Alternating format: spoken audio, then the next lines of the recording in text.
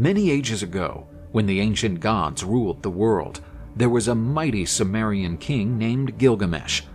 While ruler of the great city of Uruk, Mesopotamia, Gilgamesh built magnificent ziggurat temples, surrounded his city with high walls, and planted many orchards of rare fruits. But Gilgamesh was no ordinary man. He was a demigod, son of the priest-king Lugalbanda and the goddess Ninsun. Gilgamesh was an exemplary creature, taller than all other people, with magnificent beauty and uncommon physical strength. Even though he was a demigod and had a longer than normal lifespan, Gilgamesh was not immortal. Despite his physical qualities, Gilgamesh had an arrogant personality and acted as a proud and haughty tyrant. With no one to stop and challenge him, he abused his authority as king, demanding to be idolized by the people and ordering the construction of monuments in his honor. And he seduced any woman who attracted him, even if she was of the nobility or married. The population of the city of Uruk gradually began to despise the king. In their prayers to the gods, they begged to be saved from Gilgamesh's cruelty and lewdness. The powerful celestial god Anu felt pity for the humans and ordered Aruru, the goddess of vegetation, to engineer a creature to rival Gilgamesh. Using a portion of clay, the goddess Aruru fashioned a hybrid being, a mixture of man and animal, named Enkidu. With a hairy primitive appearance and bull's horns on his head, Enkidu lived like an animal in the woods and plains of Sumer. He ate grass next to the gazelles and drank water from rivers side by side with lions. All the animals knew and obeyed Enkidu. He became a protector of wildlife, but did not know how to approach human beings. Upon hearing stories about the appearance of a large and strong man, Gilgamesh decided to send Shamat, a priestess from the temple of Uruk, to inquire into the case and try to seduce that mysterious man. The goal was to take away his purity granted by the goddess. To the priestess's surprise, Enkidu was as impressive as Gilgamesh, and she quickly fell in love with him. After 7 days and 7 nights of sultry love, Enkidu became civilized. He learned to wear clothes and eat food like humans. After that, Shamat told him about the existence of Gilgamesh and his reign of tyranny. A great wedding was about to take place in the city of Uruk. But, as usual, Gilgamesh appeared and demanded to possess the bride before the wedding. To the relief of the bride and groom, Enkidu appeared from among the crowd. He had arrived in the city, guided by the priestess Shamat.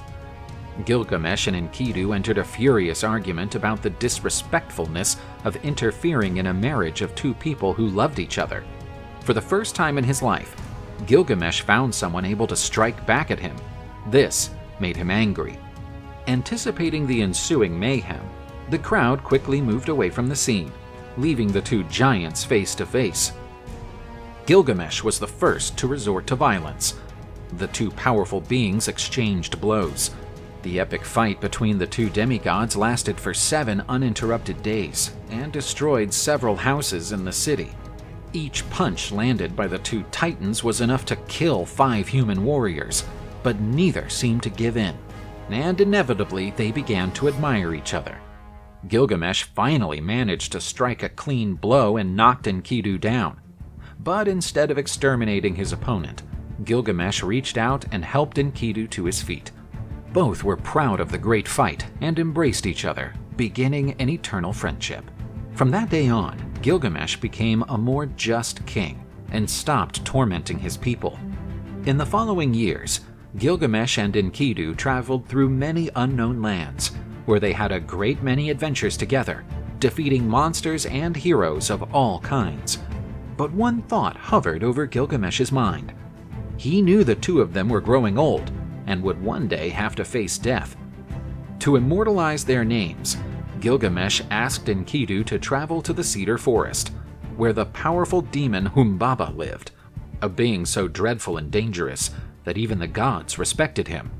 Humbaba had never left the forest and had not committed any action likely to provoke Gilgamesh's attack. Still, he had to defend himself against his attackers. When they saw the demon Humbaba, the pair of demigods were paralyzed with terror, for they had never seen such a terrifying creature. Trying to gain courage, Gilgamesh attacked him with his axe. After a few attempts, he wounded the monster sideways. Enkidu used a spear to deliver the fatal blow to Humbaba's throat, ending the nightmarish bout. Before dying, Humbaba cursed them both, saying that one of them would die as punishment for what they had done. Although Gilgamesh and Enkidu had accomplished a great feat, Humbaba's death angered the gods. Still, Gilgamesh and Enkidu returned to the city of Uruk, where they planned to celebrate the event. But an unexpected guest appeared during the party. Ishtar, goddess of love, beauty, war, and fertility, was impressed by Gilgamesh's handsomeness and strength, and decided to make him her lover. Despite her enormous charm, Ishtar failed to seduce Gilgamesh.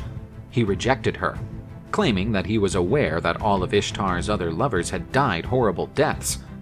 Ishtar was furious at Gilgamesh's boldness and swore revenge. Ishtar asked her father, the celestial god Anu, for help, begging him to send the most powerful creature of all to kill Gilgamesh and Enkidu. The god Anu sent the Bull of Heaven to Earth to destroy the city of Uruk and Gilgamesh. The bull came down from heaven, bringing with it 7 years of famine and natural disasters, such as hurricanes and earthquakes. The people of Uruk quickly pleaded with Gilgamesh and Enkidu to destroy the celestial beast. The huge confrontation between the two demigods and the strong divine bull shook all of Mesopotamia. Gilgamesh and Enkidu used the same weapons with which they defeated the demon Humbaba, and together they killed the Bull of Heaven. As a sign of contempt, Gilgamesh cut off one of the bull's legs and threw it at the feet of the goddess Ishtar, who was watching the fight from a distance. Not only was Ishtar angry, but the other gods rebelled against Gilgamesh and Enkidu, deciding to punish them. After deliberating about what had happened, the gods decided that Enkidu would have to die, because he was the one who had held the Bull of Heaven by the horns for Gilgamesh to give the animal the final blow. A few days later, Enkidu fell gravely ill and realized that his death was near.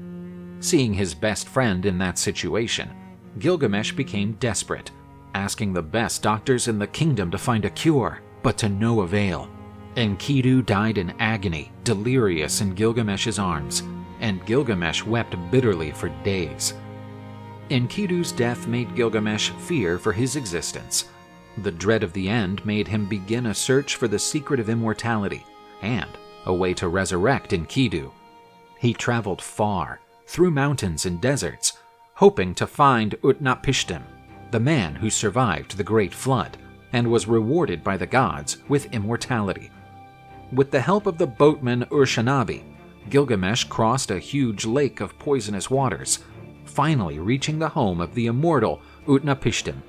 But to Gilgamesh's disappointment, Utnapishtim explained to him that only the gods could grant eternal life. Even so, there was a miraculous plant in the depths of the sea, capable of rejuvenating whoever ate it, prolonging their lifespan. Gilgamesh dived into the sea and found the plant. But when he returned to the surface, he left it on the banks of a lake while he bathed to purify himself from the long journey. And something terrible happened. A common snake, attracted by the plant's sweet smell, devoured it. When Gilgamesh noticed what had happened, it was too late. He found the snake's dry skin, indicating that the animal had rejuvenated. Gilgamesh concluded that no man, no matter how strong and rich he may be, can defeat death, and he accepted his end. He returned to Uruk and, for the first time, noticed how magnificent and enduring his city was. His legacy as a good king would be the closest thing to immortality he could achieve. Gilgamesh decided to draft his story on clay tablets, forever eternalizing the name of him, his friend Enkidu, and the great adventures of both.